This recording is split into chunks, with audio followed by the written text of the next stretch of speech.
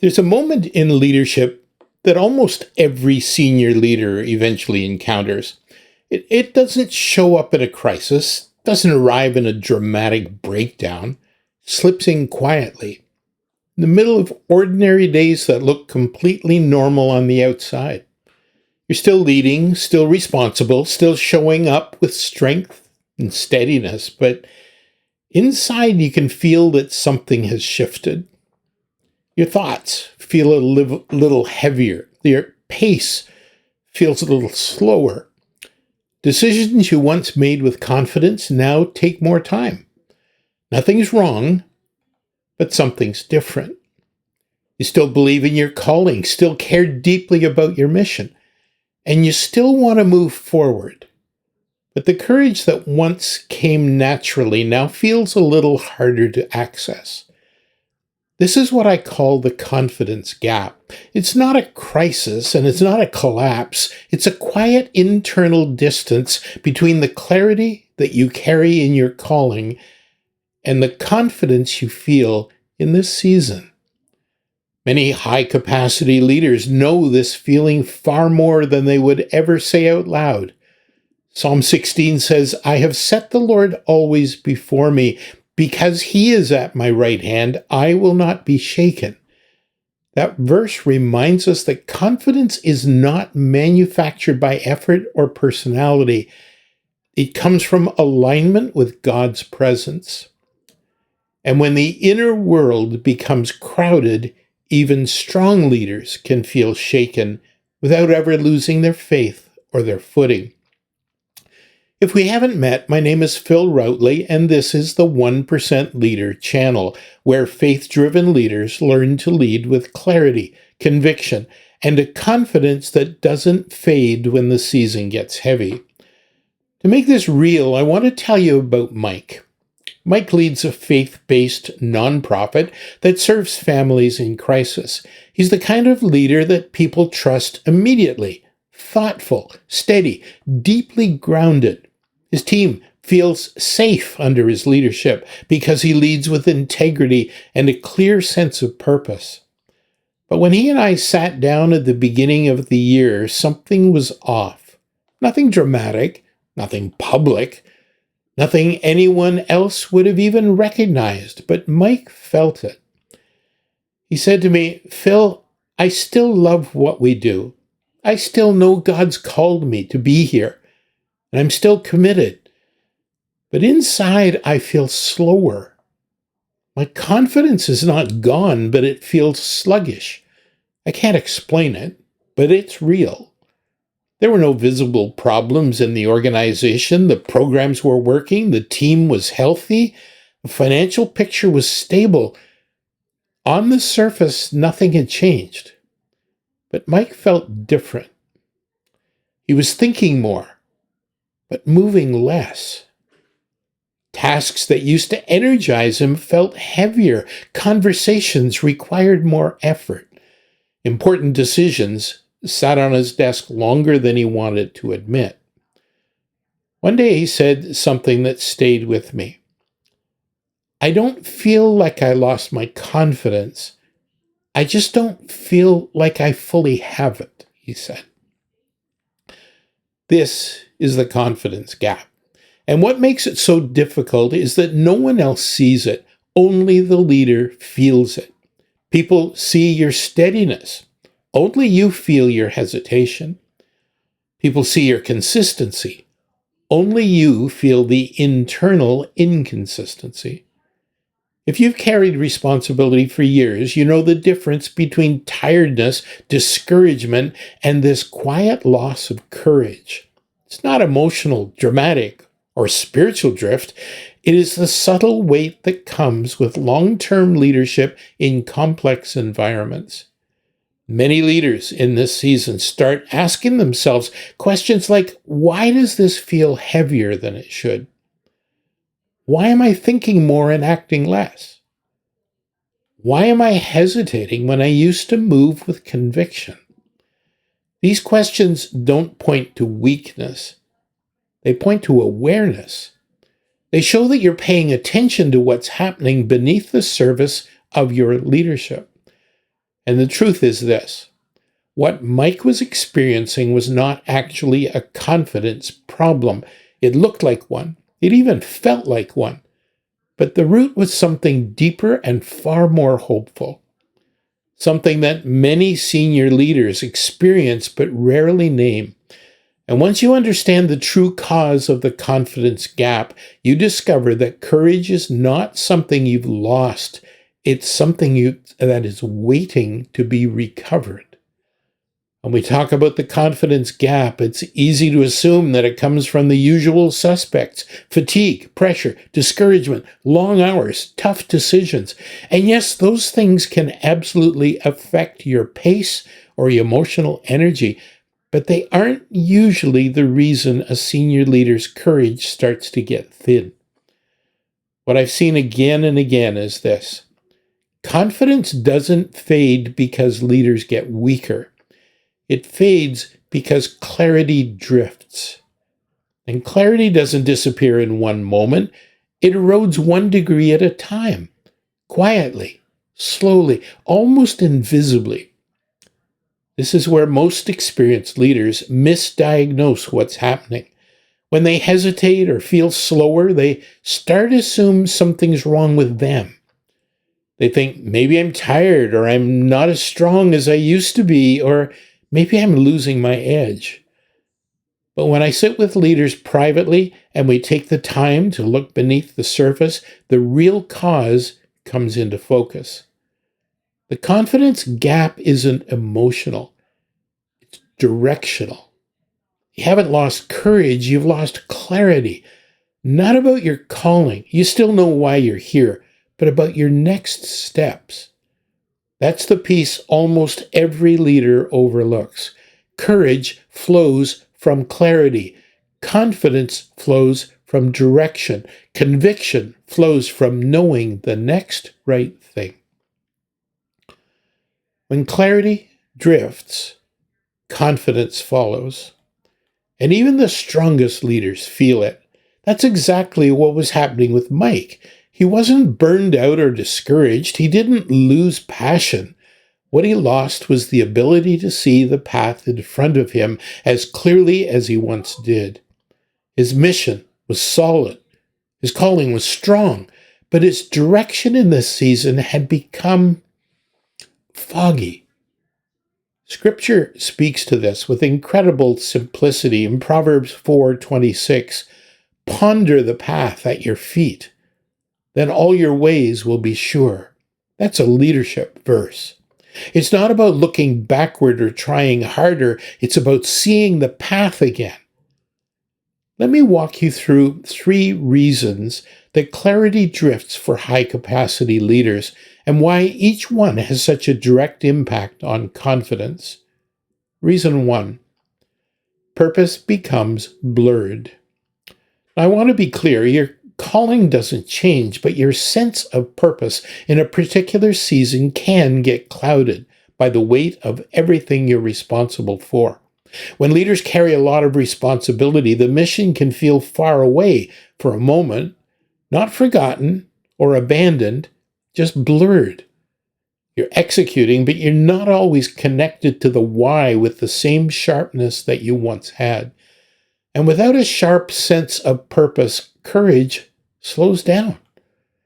Purpose fuels boldness, anchors decisions, and restores conviction. When purpose becomes blurred, confidence gets quieter. Reason number 2: priorities multiply.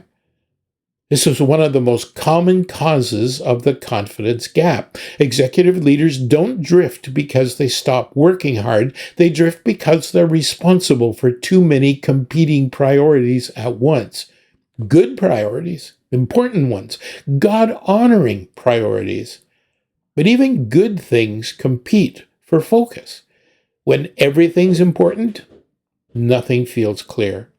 When nothing feels clear, decisions take longer. And when decisions take longer, confidence feels weaker. This is why high performance start hesitating, because the target keeps getting wider instead of narrower. Reason number 3: The next step becomes complicated. This is the heart of it. Leaders don't need the whole map. They just need the next mile marker. And when that's not obvious or it's buried under too much noise, the result is hesitation. And hesitation feels like a confidence problem when it's really a clarity problem in disguise. You know what I mean?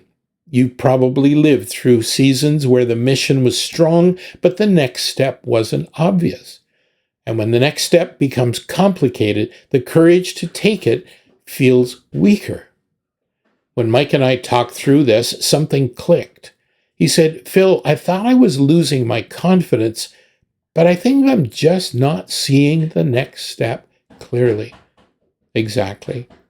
His mission didn't change. Neither did his calling. His leadership didn't change. His clarity had changed. And when he saw that everything shifted, suddenly his hesitation made sense. It wasn't a sign that he was falling behind. It was a signal that he needed to recalibrate. That realization opened the door for us to rebuild his confidence from the inside out, not by inspiring him or by pushing harder, but by restoring clarity. Most of the time, leaders don't lose courage. They lose sight. And once they see again, confidence comes back faster than they expect. Scripture gives us this reassurance in Psalm 32:8, where the psalmist says, "I will instruct you and teach you in the way you should go. I will counsel you with my eye upon you."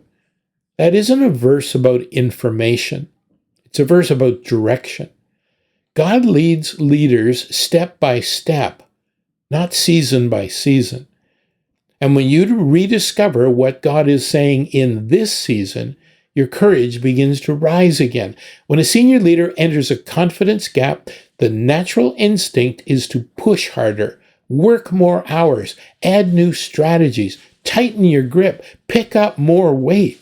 And for a little while, that can create motion, but it rarely creates momentum, because momentum doesn't come from pressure. It comes from clarity. So let's talk about how confidence is actually restored. You don't need a new mission or a new team or a new strategy. You need to see again. And there are 3 clarity restoring questions I walk almost every leader through in seasons like this. They're grounding questions that create direction inside your leadership before you make decisions outside of it. Question number 1. What weight are you carrying that God didn't assign to you in this season?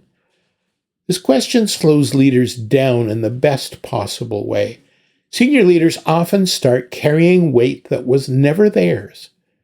Expectations they took on unintentionally. Responsibilities they adopted because someone needed to do it. Pressures that aren't sinful, but aren't strategic. And it all blends into the internal world so quietly that after a while, you can't tell which is from God and which is from people. Confidence grows thin when responsibility isn't aligned with your calling. That's why Joshua 1:9 is such a powerful leadership verse. Be strong and courageous. Do not be frightened. Do not be dismayed, for the Lord your God is with you wherever you go. The courage in that verse isn't built on personality. It's built on God's presence and our obedience. It's built on carrying the right assignment, not every assignment. When leaders let go of what God never asked them to carry, their strength returns, clarity rises, courage wakes up, and suddenly the hesitation they felt starts to lighten. Question number 2. What decision feels heavy because something about it is unclear? This is the question that brings relief almost immediately. Most leaders think they have a difficult decision in front of them, but when we dig a little deeper, we find that the decision itself isn't difficult. One part of it is simply unclear. A missing variable, a conversation that hasn't been had, a priority hasn't been named, a value that hasn't been clarified. a direction that hasn't been fully considered. Clarity turns heavy decisions into simple ones. Not easy ones, but simple ones. When leaders identify what's unclear in the decision, not only do they regain confidence, they regain speed. They move forward with calm instead of pressure. But now the weight isn't confusion, it's leadership. And leadership feels different when you know your next step. Question number 3, what one step would restore conviction today? This question moves the entire conversation from thinking to leading. Leaders don't regain confidence through inspiration. They regain it through action that is in alignment with purpose. Not big or dramatic action, just the right action. One single step that tells your mind, your spirit, and your leadership, I'm moving forward again. When leaders take that step, the entire internal world shifts. Energy comes back, focus sharpens, peace increases. The hesitation that felt so heavy begins to dissolve. Because courage grows when motion aligns with calling. That's why Psalm 37:23 is such a grounding promise. The steps of a good man are established by the Lord. Not the leaps, and certainly not the entire journey. The steps. God leads leaders one step at a time. And when you take that step, even if it's small, your confidence begins to grow from a place deeper than emotion. It strengthens from alignment. Before I close, I want to speak to something I've seen in leaders for decades. When you're in a confidence gap, you're tempted to believe that something is wrong with you, that you're losing your edge, that you're slipping, that you're not leading at the same level that you used to. Most likely, none of that is true. Here's the truth experienced leaders need to remember. You don't lose courage, but you can temporarily lose sight. And once you see again, your courage returns fully aligned with who God called you to be. Leaders who feel the confidence gap are often the healthiest leaders in the room because they're aware, they're reflective, and they're honest about what's happening beneath the surface. They want to lead well, not just lead loudly. This moment isn't the end of your confidence, it's the beginning of a deeper one. If you're in a place where your confidence feels inadequate for your calling, I want to give you more than encouragement. I want to give you clarity. Because once you see again, you'll move again. I'm offering a private 45-minute, 1% leader impact conversation for senior leaders who want to realign their purpose, clarify their next steps, and lead with quiet courage. It's a space to see what matters most with someone who understands the weight that you carry. If that would serve you, comment impact or send me a message. I'd be honored to walk with you. Thank you for being here today. Stay focused, stay faithful, lead with clarity and confidence, and remember, I am always on your side.